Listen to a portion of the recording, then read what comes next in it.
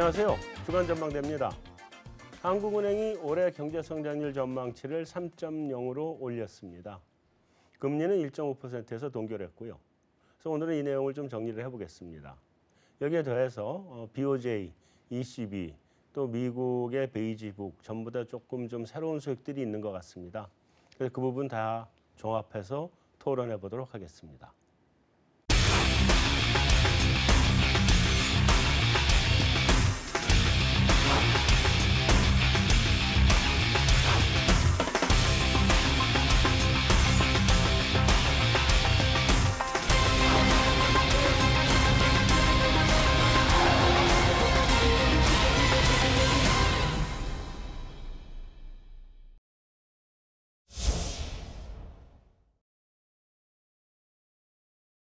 안녕하세요.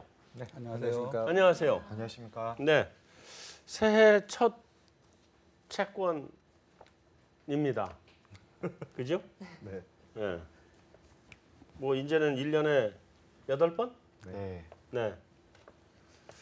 오늘 8번 하는 거를 12번에서 4번이 준 첫 번째인데 그래서 오늘 금통위가 그게 재미있었던 것 같지는 않아요.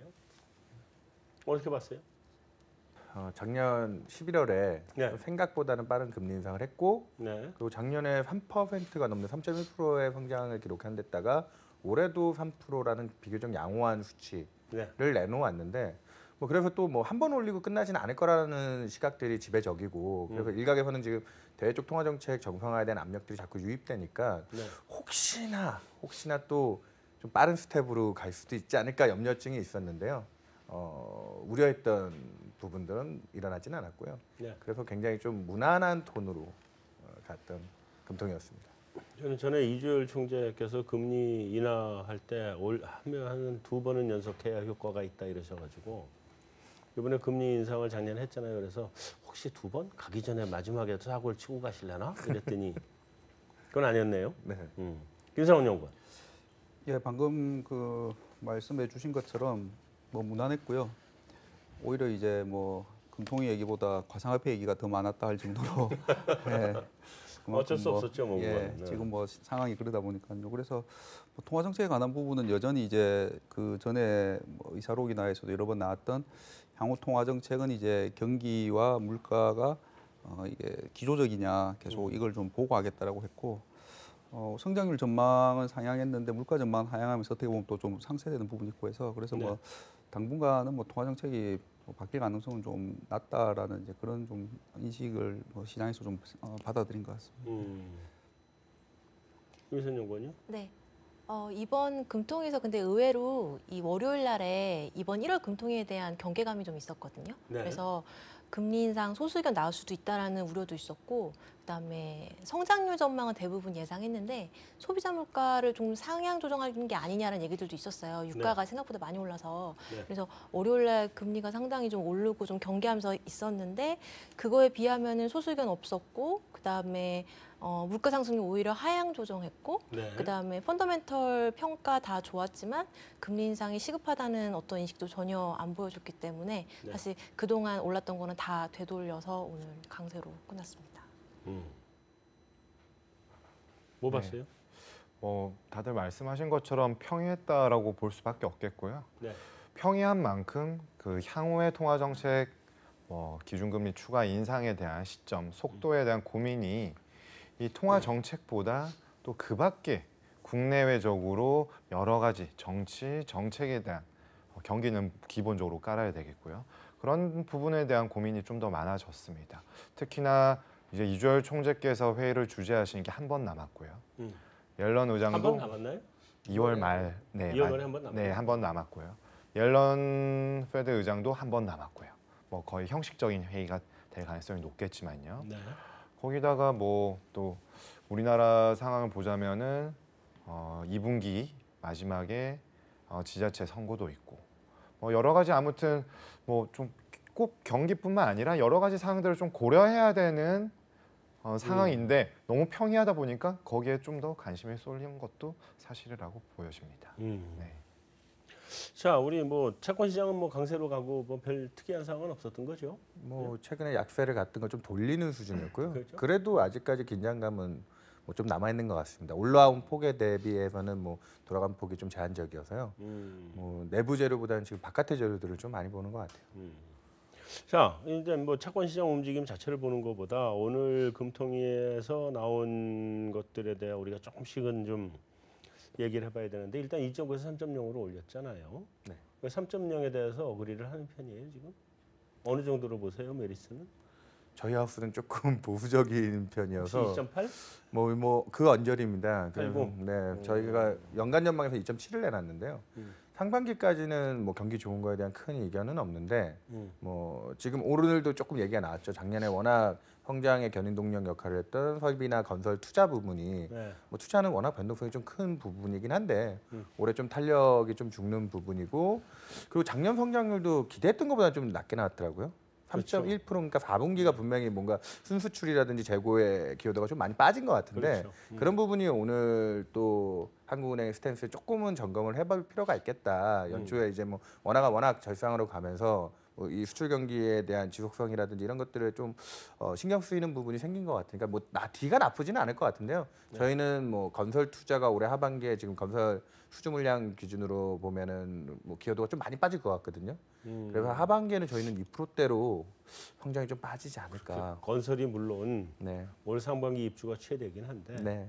내년에도 또 한 30몇만 원 입주고 계속 있긴 있거든요. 뭐 그래서 투자 지방적으로 있긴 한데요. 너무 그렇게 심하게 빠질 것 같로 보기엔 좀 그럴 것 같고. 네, 그래도 상반기 하늘도 인정했지만 기저효과라고 했지만 상고 상고하죠. 하저의 경기 패턴이기 틀림없이 때문에 기저 효과도 있고 이제 건설도 조금은 줄어들 네. 거고. KB는 어떻게 봐요? 저희는 좀 좋게 보는 편입니다. 네. 3.1% 올해 성장 보고 3.1? 있고요. 예, 저희는 한국은행보다 좀 세게 보시죠. 예, 세게 보고 있고 아마 매크로뷰가 저희 하우스가 아마 가장 좀 센 편인 걸로 그렇게 알고 있습니다. 예.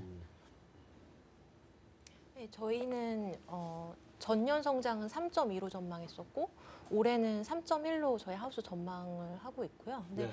기본적으로 작년 4분기가 사실 조금만 성장을 해도 전년 성장률이 3.2 정도가 나올 수 있는 걸로 알고 있거든요. 그래서 그 베이스가 높아진 거를 올해 성장률 감안하면 사실 올해 성장률은 3%를 상회할 가능성이 저는 훨씬 높다는 생각을 해서 4월, 7월에 상향 조정되지 않겠냐라고 보고 있고요. 4월 7일에 상향이 될 것이다. 예, 예. 신원연구원. 네, 저희는 3.1 정도 제시하고 있고요. 네. 물론 말씀하신 것들 다 적용이 될 텐데 전반적으로 봤을 때 작년의 경기 회복세 그리고 확장 국면은 올해도 좀 더 지속이 될 수 있다. 네. 근데 반대 극부적인 측면에서 기저효과가 조금은 눈높이를 낮추는 것이 아닌가라고 좀 생각은 할 수 있는 부분 분명히 인정을 해야겠죠. 네. 그렇지만 뭐 경제 성장률로만 봤을 때는 QOQ 측면에서는 거의 유의미하게 확장 국면, 뭐 크게 떨어지지 않는 모습들이 나오기 때문에 아주 뭐 부정적이기보다는 경기에 대해서는 긍정적인 시각을 유지하는 것이 좀 더 적절하다라고 보고 있습니다. 자, 물가 상승률을 1.8에서 1.7로 낮췄는데 원화 효과죠. 네, 네. 그게 제일 유가가 좀 많이 높긴 하지만 유가 30% 오른 거에 비해서 원화가 10% 달성됐는데 예. 워낙 환율이 이제 수입 물가에 주는 영향력이 훨씬 또 지배적인 부분이라서 그렇죠. 이건 뭐 전체 다 미치니까. 네, 그래서 뭐 한국은행이 또 거기에 물가에서 최저임금까지 올라간 부분을 총재가 오늘 뭐 질문에 감안했다고 했거든요.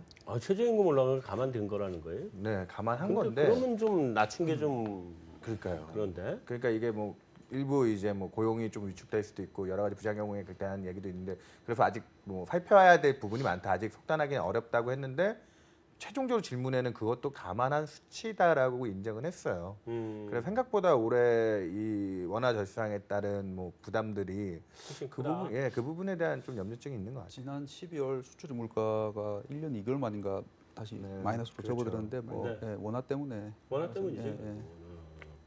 내년은 또 2%로 제시를 했고 이거 작년에 볼 때 올해 목표치 2 아니었었어요? 한해 물가 맞아요. 예. 내년 또 2라고 그래서 해놓고 1.9, 뭐 1.8 계속 지금 내려. 내년 1월 가면 또 1.7 가는 거 아니에요?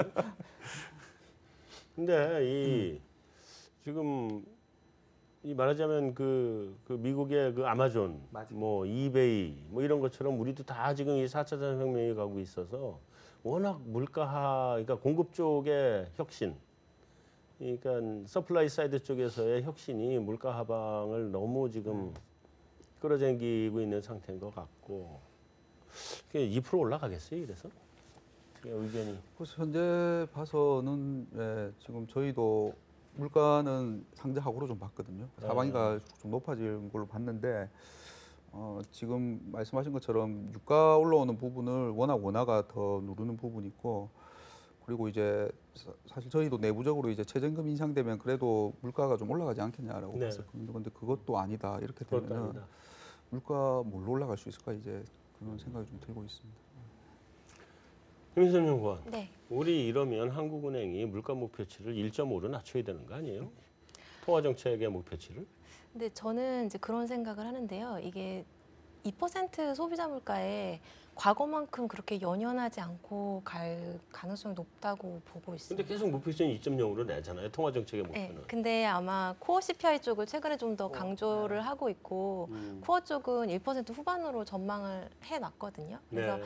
사실 그 부분이 발목이 잡혀서 통화정책 정상화에 걸림돌이 되진 않을 걸로 생각을 하고요. 네. 그리고 이번에 원화 강세의 영향 때문에 이제 전망치를 낮추긴 했는데 그 CPI 지수 자체의 어떤 상승의 흐름을 추정을 해서 보면 작년 대비해서 올해 어떤 QOQ의 CPI 성장률은 더 높게 추정이 되거든요. 네. 그러니까 작년 1분기 물가가 워낙 높았기 때문에 올해 상반기 YOY가 사실은 안 좋을 수밖에 없고 그런 식으로 도출을 한 숫자가 이제 1.7 정도가 나오는 건데 올해 연간 전체적인 흐름을 한국은행에 전망한 숫자 자체는 저는 그렇게 나쁘진 않은 숫자로 보고 있어요. 네. 예, 그래서 또 원화 강세의 영향 때문에 이제 전체적으로 눌려 있는 부분들이 있는데 여러 가지 글로벌 원자재 가격이나 이런 부분들은 계속 어떤 상승 트렌드는 대부분의 나라에서 다 확인이 되고 있는 부분이라서 네. 물가가 낮을 거다라는 어떤 그런 인식하에서 기준금리 인상도 어려워질 거다라고 보기에는 좀 어려운 환경이지 않나 그렇게 보고 있습니다. 그래서 하느니 지금 이미선 연구님 말씀한 것처럼 이제 헤드라인 말고 코어가 중요하다라고 총재께서도 한두 달 전부터 계속 말씀하시고 물가 지수 하나 또 그 새로 만든다고 지금 연준의 이제 그 방식처럼 해가지고 네. 그렇게 하면은 높게 나오거든요 이제 보면요. 그래서 그냥 개인적으로 드는 생각은 이제 헤드라인으로 하면은 이게 좀 예상보다 덜 그 말씀하신 것처럼 2% 안 된다라는 논란에 계속 부딪힐 것 같으니까 네. 다른 쪽으로 조금 시선을 유도하는 게 아닌가 좀 그런 생각도 들더라고요. 근데 자꾸 그렇게 시선을 유도하고 그러는 게 별로 좋은 거야. 옛날에 금반지 다시 갖다 집어넣으면 금반지 다시 갖다 집어넣으면 아마 이렇게 했던 게 이렇게 뛸 거예요. 그때 뺄 때가 그때 한 5만 원일 때 뺐거든. 네, 많이 뺐습니다. 아무리 지금 금반지 값이 떨어졌어도 지금 훨씬 높기 때문에 집어넣으면 바로 뛰어요. 자, 신원연구원. 네. 내가 물가 물어볼 것 같지? 아니에요. 너는 여기서 물가를 다 얘기했기 네. 때문에 더 할 말이 없을 것 같아서. 네. 통방문에 무슨 뭐 중요한 내용이 뭐 있었어요? 좀 평이했는데 저는 뭐 지난번에 나와서도 말씀드린 것처럼 밑에서 두 번째 단락에 지금 아무래도 채권 시장에 뭐 오늘 금통의 대부분의 질문은 가상화폐였지만 좀 중장기적으로 이슈가 되고 있는 부분은 부동산이거든요. 네. 지난 10월달 기준금리 인상 소수견이 나오고 지난 11월에 인상이 됐을 때 나와 있던 문구가 정부의 부동산 안정화 대책 효과로 부동산 오름세가 둔화되었다라고 했는데 그런 그 효과에 대한 인정한 부분을 이번에는 뺐습니다. 그래서 어느 정도 다시 채권 시장 참가자들로 하여금 지금은 서울 중심으로 지금 좀 뜨거운 상황인데 네. 이런 부분들이 계속 잡히지가 않고 있다라면은 결과적으로 뭐 자산 가격이 직접적으로 대응하진 않겠으나 채권 시장 금리에는 약세 요인으로 작용할 가능성이 매우 커지고 좀 우려를 자아낼 수 있다라고 저는 이번에 봤습니다. 왜냐하면은 이제는 뭐 얼마 전 며칠 전만 해도 청와대에서 그런 정책 효과 실패인 것 같다라고 하는 기사도 나왔고 통화 당국도 약간 한 발 빼는 모양새를 띄었기 때문에 네. 이런 부분을 향후에 좀 다시 뭐 부동산발 도화선으로 작용하지 않을까 싶습니다. 네. 한 가지만 더 추가해서 질문을 좀 하고 뒤로 이제 넘어가서 얘기해 보면 비트코인은 뭐라고 그랬어요? 그래도 얘기가 워낙 많이 나왔으니까 좀 예, 주고받은 얘기를 소개해야 될 것 같아. 예, 그 처음에는 이제 질문에 좀 그냥 원론적으로 네. 답변하셨던 것 같아요. 이제 돈이 아니다. 예, 뭐 뭐 화폐는 아니고 뭐 근데 이게 그 또 질문들이 뭐 질문들도 굉장히 저는 약간 창의적이다라는 느낌도 좀 들었는데 이게 뭐 금융 안정을 해칠 수 있냐 아니면 이게 뭐 인플레나 뭐 이쪽으로 연결될 수 있냐 뭐 이런 얘기 뭐 자산 효과도 나오고 했던 것 같은데 네. 처음에는 원론적으로 뭐 화폐는 아니고 근데 이게 지금 변동성이 뭐 금융 안정을 이제 하는 어쨌든 그 임무 중에 금융 안정이 있으니까 해칠 정도는 아니다라고 하셨는데 질문이 계속 나오니까 제 개인적인 느낌은 그래서 이제 뒤에 가서는 답변이 아마 그 투기적인 그게 좀 있다라고 말씀하셨죠. 네. 예. 그 정도. 예. 그리고 소비자 보호를 위해서는 규제가 좀 예. 그래서 지금 이제 비트코인 값이 그러니까 $10,000 무너져서 $9,000도 무너졌다는 거 아니에요. 그러니까 지금 사라는 거예요, 말라는 거예요. 그것만 좀 얘기해 주시면. 하는 총재 그런 말씀 안 하셨어요? 예. 전혀? 근데 뭐 시장에서 뭐 그것 때문은 아니겠지만은 그 말씀하시는 동안 가격이 좀 지지됐다고 뭐 그런 예. 아 근데 이게 저가면서 들어가야 되는지 말아야 되는지 나 그게 궁금해서. 자, 오늘의 마지막 질문으로 넘어가겠습니다. 오늘의 그 금통위 주요 내용 점검의 그 안고입니다. 금리 올려야 돼요? 안 올려야 돼요? 앞으로 어떻게 가야 돼요? 몇 번이나 올려야 돼요? 물론 여러분들이 아니라 네. 몇 번이나 올릴 것 같아요? 저희 하우스는 상반기에 2분기에 한 번 인상 정도를 보고 있고 2분기에 하반기에는 아까 다들 긍정적인 시각을 많이 얘기하셨는데 저희는 좀 하반기에 좀 슬로워지는 부분 때문에 아까 그러니까 하느니 오늘 통방문구에서 중요하게 남겼던 것 중에 하나가 수요 견인 인플레 압력이 아직 그렇게 유의미하지 않다는 뜨겁지 않다? 표현을 거기에 제일 핵심은 저는 임금이라고 봅니다. 그러니까 네. 지금도 청년 실업률 뭐 문제가 심각하고 한데 뭔가 소득 여건이 원천 소득이 확보돼야 제대로 된 소비를 하면서 그게 이제 확대 재생산되는 인플레이션의 뭐 그 연결고리가 생길 텐데 그거에 대한 자신감을 아직 조금 보이기는 어렵고 올해 상반기에 그럼 왜 올리느냐? 강남 집값이죠.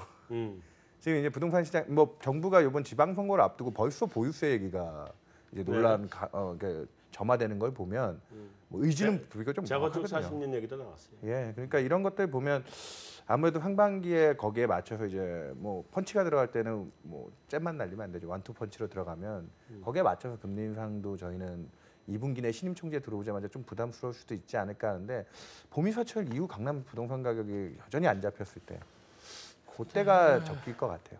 네. 자, 몇 번이요? 저희는 그 시기적으로는 뭐 지난 4분기에 올리고 한 분기 정도 정책 효과 보고 2분기에 올릴 수 있다고 보는데요. 근데 이제 변수가 총재님이 바뀌시지 않습니까? 그렇죠. 4월부터 임기신데 첫 금통위가 4월 12일인가 있거든요. 네. 근데 2주 만에 뭐 그렇게 올리실 것 같지는 않아요. 저희는 보면 아주 뭐 무슨 급박한 상황이 아니면 그리고 그 다음이 5월 24일인가 있는데 그때는 이제 아마 우리 윤 팀장님 말씀하신 것처럼 이제 그런 부동산이나 그러니까 국내 경기나 매크로 때문에 이제 그 시기가 결정될 것 같지는 않고요. 이제 그런 변수들 5월 달이면 이게 선거 직전인데. 직전이 5월 24일. 그래서 선거보다 부동산이 딴 게 더 아니면 뭐 해외 중앙은행들이 빨리 올린다 하면은 시장에서 5월은 경계는 좀 할 것 같고요. 혹시 5월 올리는 게 아닐까. 그리고 나면 6월은 금통위가 없죠. 그러면 저희는 그 기본 저희 그 하우스뷰는 7월로 보고 있습니다. 5월도 아니고 예. 몇 번 그리고? 그래서 7월에 한 번. 한 번? 예. 그러면 집을 사야 되겠네. 집값 안 잡힐 것 같은데. 왜냐면 지금 한 번에도 걱정하게 집값 걱정하는 거 아니에요? 뭐 그렇죠. 저희는 5월에 인상하고 그다음에 하반기 추가 인상도 배제하기 어렵다. 하반기는 언제쯤? 3분기. 3분기? 예. 저희는 뭐 계속 유지하고 있습니다. 2월 달도 인상 가능하다. 그리고 연간으로는 2회. 그래서 1분기하고 2분기 인상 유효한데 뭐 아무래도 계속 말씀드리고 있지만 자꾸 뭐 이것저것 따지면 지금 경기가 뭐 기저효과에 의해서 상고하저라고도 하고 있지 않습니까? 네. 그렇게 되면 오히려 경기가 꺾이고 좀 올리려는 신용을 하면 오히려 노이즈가 나올 수 있겠고요. 오늘 금통위 기자회견 들은 제 생각은 자꾸 성장과 물가를 중시하면서 이게 둘 다 좀 우상향하는 모습에 대한 확신이 있어야 된다라고 말씀하신 것 같아요. 기준금리 인상의 조건이. 그렇지만 우리가 지난번에 봤듯이 이미 지난 10월 인상 소수견 나올 때부터 물가는 떨어지기 시작했거든요. 네.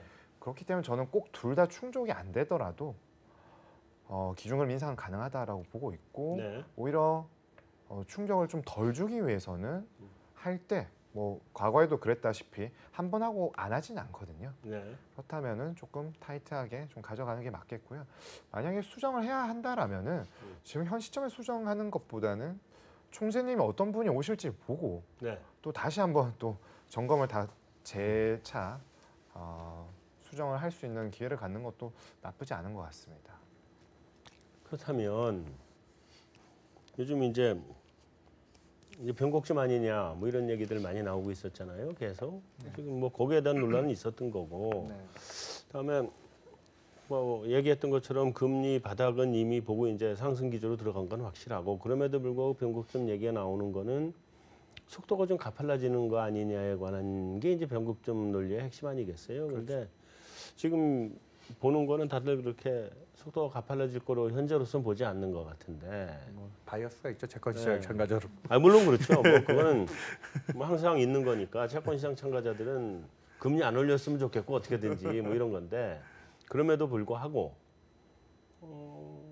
그렇게 빨리 올릴 것처럼 실제로 보지도 않는 것 같단 말이에요. 모르죠. 뭐 부동산 시장이 미친 듯이 올라가서 그래서 저기 호주나 캐나다나 옛날에 금리 인상하듯이 하는 거 아니면 그렇게 하지는 않을 것 같고 또 경기를 지금 당장은 죽일 수 없는 입장이고 정부가. 근데 만약에 이게 진짜 변곡점이 된다면 어디까지 뚫을 건지 올해 또 어떤 게 변수가 될 건지 이거 어떻게들 보세요? 그 얘기까지 하고 우리 오늘 금통 얘기는 마무리합시다. 저는 뭐 외부적으로는 지금 좋은 글로벌 경기가 뭐 뒤에 얘기를 하겠지만 뭐 미국이나 유럽 뭐 다른 지역의 통화 정책 정상 압력을 많이 높여서 네. 거기에 불가피하게 좀 끌려가는 따라갈 수밖에 네, 압력이 생길 경우를 저희 메인으로 보고 내부적으로는 아까 얘기했다시피 부동산 가격, 자산 가격에 대한 통제도 중요하니까요. 그쪽 에셋 프라이스에 대한 부담이 생겼을 때인데 그러면 지금 뭐 일부 한은에서 잠재 성장률이라고 뭐 이렇게 추정하면 한 2% 정도를 뭐 기준금리의 주요한 키라인 정도로 얘기를 하시는데 네. 그걸 넘어선다고 해도 뭐 한두 차례 정도 봅니다. 2% 중반 이상 기준금리가 가기는 좀 힘들 것 같고 그러면 우리나라 3년짜리 국채 기준으로는 3자를 보는 게 3%대를 보는 게 뭐 최고 베스트 시나리오로 최악의 시나리오 깜짝이 최악이죠. 최 베스트가 아니라. 네. 뭐 경기가 좋아서는 그쪽이고요. 그렇죠. 채권 시장에서는 최악의 최악이죠. 시나리오로 3년이 3% 보면 네. 이번 사이클이 굉장히 좋았다는 걸 인정해서 그 정도로. 그 변수는 이제 그 두 가지 해외 주요 은행들하고 국내 부동산 시장하고. 저희는 그 말씀하신 것처럼 해외가 그러면 왜 빨라질 거냐인데 네. 지금 그 물가가 생각했던 것보다 그러니까 연준도 지난 12월 FOMC에서 물가 전망은 안 올렸지 않습니까? 안 네. 올렸는데 해외 중앙은행들을 빨리 긴축으로 몰아갈 변수가 뭘까? 그러면 이제 물가일 텐데 맞아요. 이제 결국 뭐 유가죠 이제 보면 유가가 그동안 뭐 지난해 다 낮게 봤는데 연말 연초에 많이 오르니까 그래서 이제 저희는 변수로 유가를 보고 있고요. 네. 그래서 다시 이제 그 공급 측면의 인플레가 올라오면은 물론 이제 논쟁은 있겠죠. 또 공급 측면의 인플레 통화 정책으로 대응이 맞냐 안 맞냐 있겠지만 어쨌든 그래서 물가 자체가 올라오면은 예상했던 것보다 해외나 국내나 인상이 빨라지거나 많아지고 그렇게 되면 이제 국고 3년을 그 2.5를 아마 지금 시장 뭐 컨센이라고 해야 될 거 2.5 정도가 상단으로 볼 수 지금 전망들 같으면인데 네. 그러면 이제 그게 오히려 뚫고 올라가면서 그게 이제 하단이 되어 버릴 수 있는 그 정도 보고 있습니다. 그 정도. 네. 네, 저는 미국 10년 기준으로 이제 의미 있는 어떤 레벨을 바꿀 수 있는 수준은 이제 2.65 정도로 이제 보고 있거든요. 그래서 미국 10년 이제 2.65를 의미 있게 뚫으면 그 다음에는 2.8이나 9나 뭐 이런 식으로 갈 거다. 2.8 얘기가 나오긴 네, 하던데. 2.8, 3 이렇게 간다 네. 이런 얘기를 하는 것 같고요. 그래서 일단 저희는 미국이 2.65를 의미 있게 뚫고 아예 레벨을 바꿔서 올라가게 되는 어떤 변수는 미국 소비자 물가가 2.5 이상으로 올라가는 상황. 네. 그래서 연준이 올해 3번이 아니라 4번까지 기준금리를 인상할 수 있다라는 인식이 생기는 상황. 그런 부분이 되면 이제 레벨이 달라지게 될 것 같고요. 그런 상황이 아니라고 한다면 저희는 미국 10년은 2.6570 정도에서 오래 지키지 않을까라는 생각을 합니다. 그래서 네. 그런 전제 하에서는 우리나라 10년 상단은 2.80 정도로 보고 있습니다. 2번 기준금리 인상을 감안했을 때도요. 저희는 좀 높은데요. 국고 3년 2.75, 국고 5년 3.0, 그리고 10년은 한 3.25 정도까지는 터치는 가능하고요. 이렇게 보네. 네. 이런 부분을 이렇게 금리 상승이 좀 가파르게 나올 수 있는 가장 큰 요인은 대내외 요인에 동시다발적으로 존재한다고 보고 있습니다. 네. 1월 지금 3주 차인데 어느 정도 다 우리가 1월 달에 좀 시그널처럼 확인을 했거든요. 대외 요인, 미국을 필두로 해서 이 12 비교제에 가고 있고 뭐 좀 이따 얘기하겠지만 캐나다까지 했죠. 그러면 작년부터 3번 올렸거든요. 전반 우리나라도 이제 갑작스럽게 사실 시장 예상보다 빠르게 기준금리 인상에 돌입을 했습니다. 네.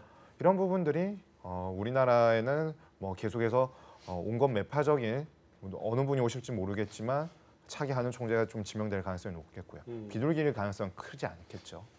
그리고 대외적으로는 통화정책 정상화가 작년까지 좀 본격화되는 개시 시점이었다면 지금은 좀 속도를 올리는 가속도 구간이라고 판단했을 때 뭐 장단기 모두 좀 금리 상승 압력에 좀 노출될 가능성이 높다라고 보고 있습니다.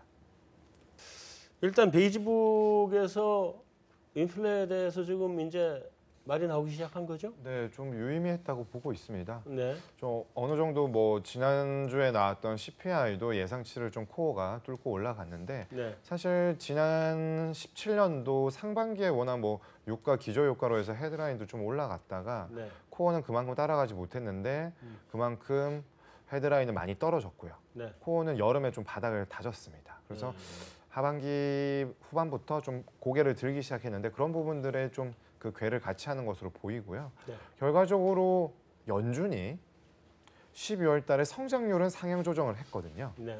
근데 9월 달에 하향 조정한 코어 PC 전망치는 12월에 17년도와 18년도 동일하게 가져갔어요. 네. 그럼에도 불구하고 기준금리를 올렸단 말이죠. 네. 물가가 뭐 저물가 미스테리다 뭐 이런 말 있었지만 네. 결과적으로 오늘 베이지북에서 보여준 것도 고용 시장이 워낙에 양적으로 이미 회복이 되어 있고 질적 개선도 잘 되고 있으니 네. 결과적으로는 뭐 무용론이 나왔던 필립스 커브도 좀 뒤늦게 발동이 걸려서 살아나기 시작했다. 예, 좀 이제 인플레이션 압력에 대한 좀 자신감을 어느 정도 좀 표출했다라는 점에서 뭐 그렇다고 뭐 추세적 엄청 살아난 것은 아니지만 그래도 우리 전망이 그렇게 틀리진 않았어.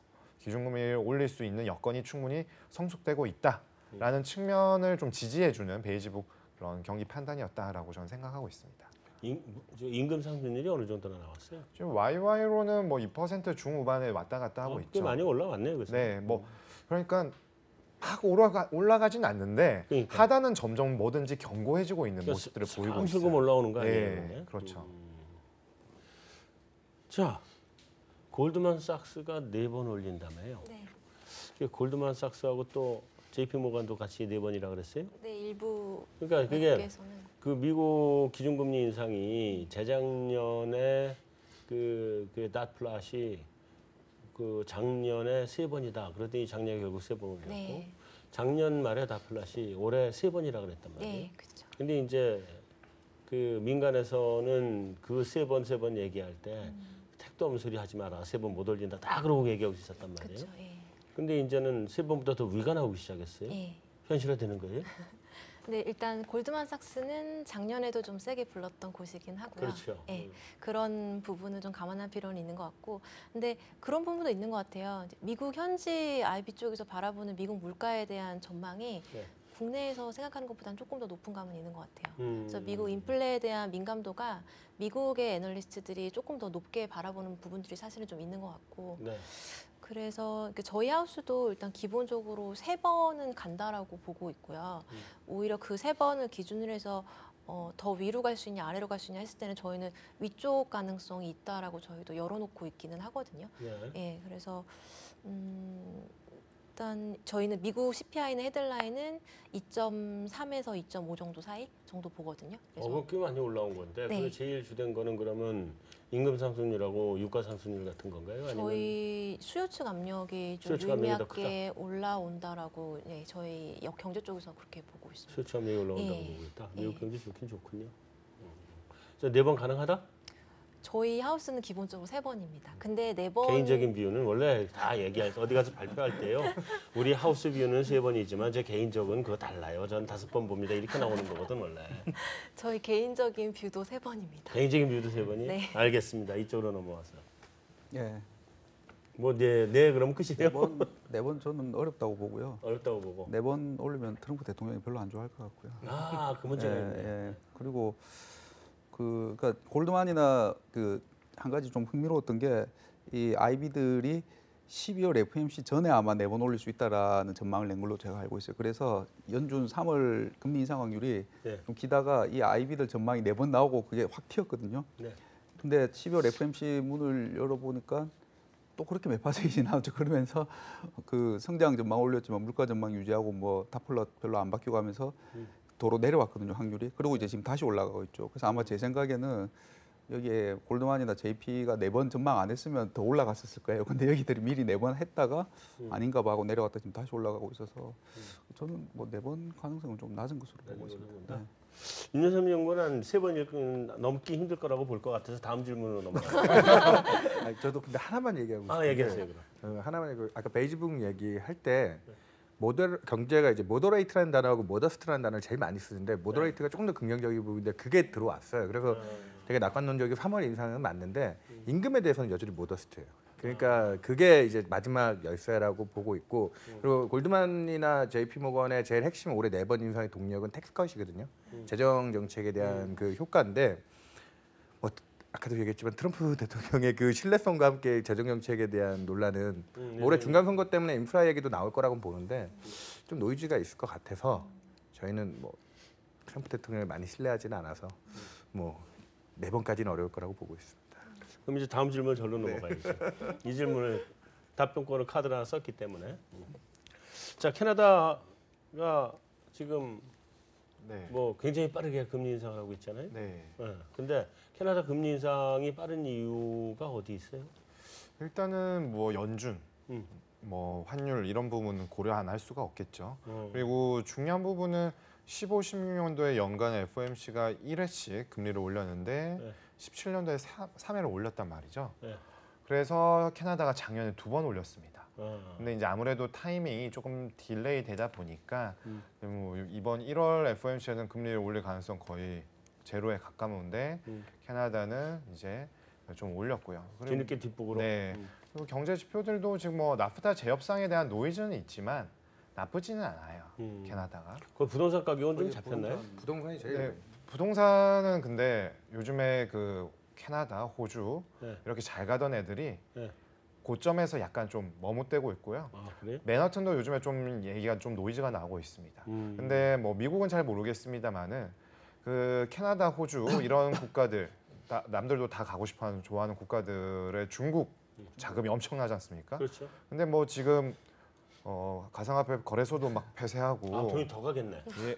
근데 외환에 대한 규제를 네. 좀 타이트하게 하고 타이트하게 있어서 하고 있고. 좀 그런 그 자금 쏠림에 의한 가격 급등은 조금 꺾이고 있고 또한 너무 가격이 많이 오른 것도 사실이죠. 네. 네.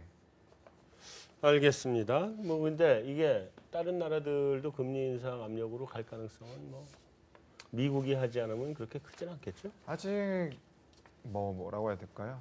좀 전반적으로 확산되기보다는 이제는 우리도 준비를 해야 된다라는 분위기가 더 강한 것은 맞고 저희가 뭐 언급하는 국가들도 그렇다고 해서 뭐 ECB나 BOJ가 뭔가 액션을 본격적으로 한 건 아니고 준비를 하는 과정들이거든요. 네. 근데 뭐 시장은 아무래도 거기에 선반영할 수밖에 없는 상황이고 네, 그래서 뭐 캐나다나 영국 정도 그리고 우리나라도 좀 빠르게 뭐 국내 요인도 있지만 어느 정도 정상화를 이제 시작을 하겠다라고 판단하는 것이 좀 적절하다고 생각하고 있습니다. 알겠습니다. 자, BOJ가 그 국채 매입 규모를 축소를 한 거죠? 네. 그 앞으로 계속한대요? 일단 원래는 초장기 쪽 매입하던 거나 단기 쪽 매입하던 거는 작년에도 가끔씩 이렇게 축소를 하기는 했었어요. 네. 근데 이번에 축소한 거는 10년 초가 25년 미만 쪽인데 이거는 작년에 한 번도 매입할 때 축소한 적이 없었던 구간이고 네. 10년이 껴있는 구간이니까 음. 사람들이 좀 더 민감했던 것 같고 그다음에 작년 11월에 구로다 총재가 장기적으로 저금리를 계속 유지하는 거에 대한 부작용에 대한 언급들을 좀 특별히 늘렸거든요. 네. 그런 부분들이 같이 작용을 해서 이번에 좀 많이 민감하게 작용을 했는데 사실 BOJ는 물가가 2% 돼야만 완화적인 정책을 이제 뭐 끌 수 있다라는 이야기를 하고는 있지만 물가를 제외한 다른 경제 지표들을 봤을 때는 대부분 지금 통화 완화를 거둬도 되는 상황으로 판단이 되거든요. 그렇죠. 예, 성장률이나 뭐 잠재 성장률 다 상회하는 실제 성장률이나 기업 이익이나 이런 부분들은 보면은 이제 축소할 여건은 마련이 된 것 같아요. 네. 그래서 제가 생각했을 때는 일본 CPI 기준으로 1% 중반 정도만 이게 몇 번 나오는 부분이 확인이 되면 상반기 중에 BOJ도 현재 이제 10년 금리 0% 타겟팅하고 있는 정책을 좀 변화를 줄 수 있다라고 보고 있습니다. 물가가 1.5 이상만 나오면 네, 1% 중반 정도만 나오면. 동의해요? 예, 이게 그 이번에 아까 말씀하신 것처럼 BOJ가 줄인 게 처음은 아닌데 이제 시장에서 워낙 약간 놀랬던 게 여기야말로 이제 뭐 연준이야 긴축으로 이제 그러니까 정상화로 가고 있고 네. ECB도 가고 있는데 여기는 이제 N 때문에 가장 늦게 갈 거다라고 시장에서 생각했는데 이제 약간 돌발적인 행동을 하니까 시장에서 좀 놀랬고요. 네. 근데 또 그 이후에는 또 규모대로 그냥 계속 사고 있거든요. 원래 계획대로. 그리고 이제 뭐 해외나 이런 데서 물론 뭐 저도 규모대로 다시 산 건 그냥 N강 때문에 놀라서 그런 뭐 거예요? 그런 영향도 있겠죠. 그리고 N이 그때 강해버리고 아마 뭐 워낙 이제 N이 상대적으로 제일 늦게 가서 제일 이제 그 약할 거다라는 포지션들이 많았는데 네. 그게 또 이제 되돌려지니까는 좀 그런 부분도 있는 것 같고요. 그리고 여기도 말씀하신 것처럼 저도 기본적으로 물가, 그러니까 여기도 다른 중앙은행하고 마찬가지죠. 경기 성장률은 좋은데, 그러니까 경기랑 물가는 계속 싸우고 있는 거죠 이제 보면. 네. 네.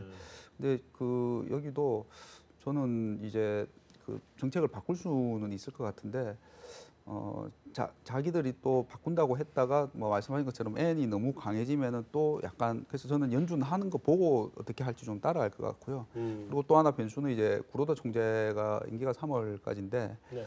그 몇 안 되는 BOJ 총재 중에 이제 또 이분이 연임 얘기가 나오고 또 원래 안 한다고 했잖아요 작년에. 근데 또 나오고 있어서 될것 같은데. 그래서 그거에 따라서 그때 전후해서 정책 방향이 좀 결정될 것 같습니다. 나름 뭐 그 BOJ를 나름 잘 이끌고 온 네. 편이잖아요.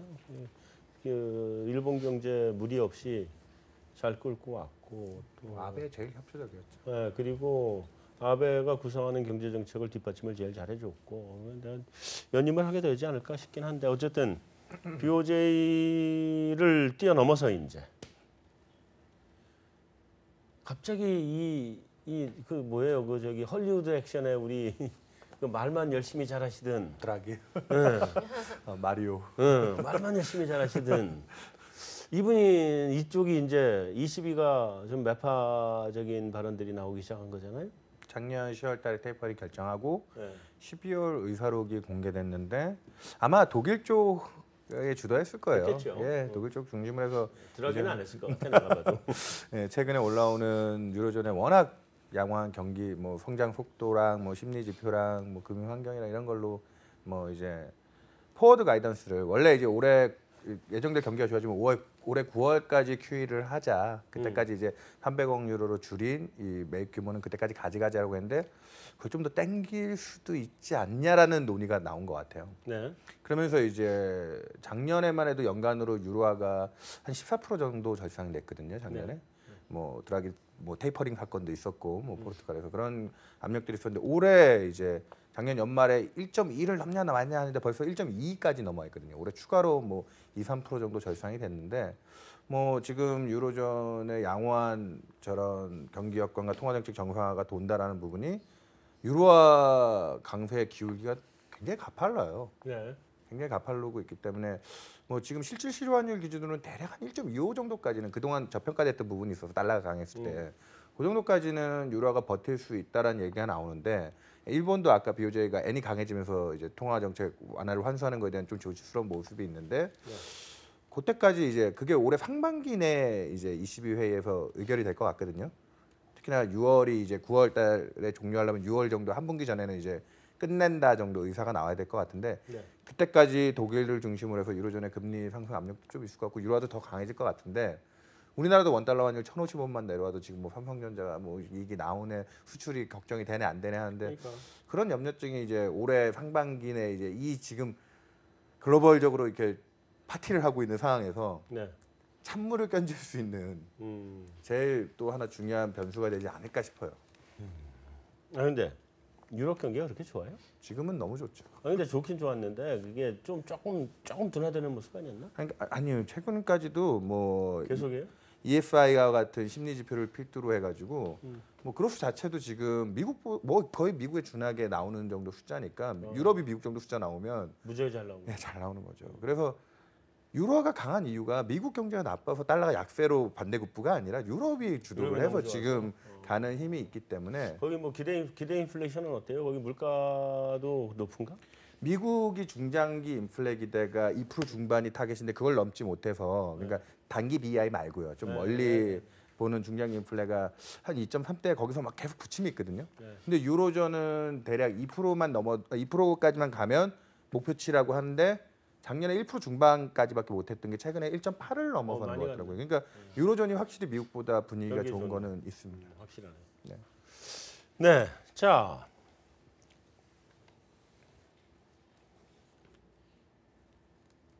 기왕에 유로존 강세가 나오고 이랬으니 우린 금리도 안 올리고 물가도 뭐 이렇게 다장이 높은 것도 아니고 경제가 우리가 미국보다 좋은 것 같지도 않고 원하는 왜 강세예요? 뭐 외환시장 방향성이 가장 중요하겠죠. 네. 일단은 뭐 워낙 강세 모멘텀이 살아 있으니까 좀 온 것 같고요. 네. 뭐 여러 가지 이유가 있겠지만 시장 일단은 수급 때문에만 그런 건가요? 아니면 뭐 수급도 중요한데 음, 결과적으로는 펀더멘탈이 개선되어 있다라는 측면에서 접근하는 것이 맞겠고요. 그리고 달러 약세가 다시 연초에 좀 부각이 되면서 인덱스가 90 초반까지 좀 내려왔거든요. 그런 측면에서도 아무래도 원화의 실질적인 영향력을 미치는 달러 인덱스의 영향력도 함께 반영이 됐다라고 보는 것이 적절하겠습니다. 그래요? 네. 원화 좀 약세로. 근데 뭐 난 저도 내가 뭐 해외여행 갈 일도 없고 그래서 약세로 갔으면 좋겠는데 그래야 우리 주가도 좀 올라가고.